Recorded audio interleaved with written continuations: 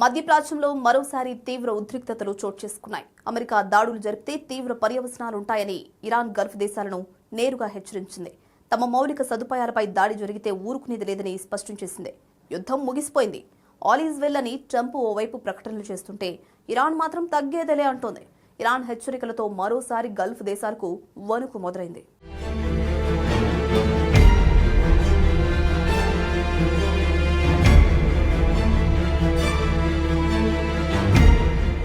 America తమపై దాడులకు తెగబడితే Gulf దేశాల్లోని కీలక మౌలిక సదుపాయాలను లక్ష్యంగా చేసుకుంటామని ఇరాన్ తీవ్ర హెచ్చరికలు జారీ చేసింది.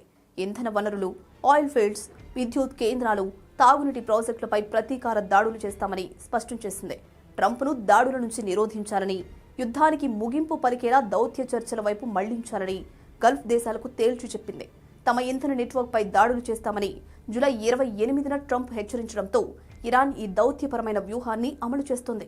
ఈ తీవ్రమైన పరిణామాల నేపథ్యంలోనే ఇరాన్ విదేశాంగ మంత్రి Abbas Araghchi Saudi Arabia, Qatar, Turkey, Pakistan సైన్యాధిపతులతో విస్తృత చర్చలు జరిపారు.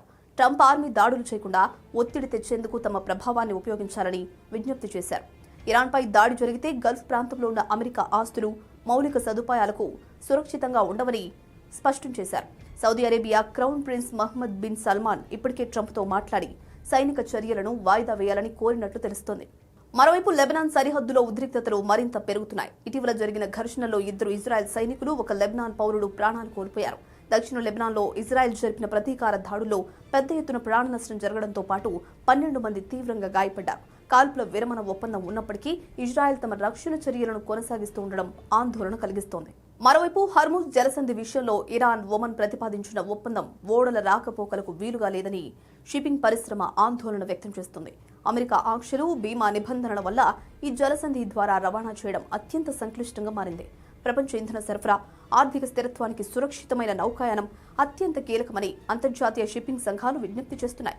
జలసంధి రవాణాపై అదనపు రుసుములు వసూలు చేయడం వాణిజ్యానికి తీరని నష్టమని ఐక్యరాజ్య సమితికి లేఖ కూడా రాశాయి.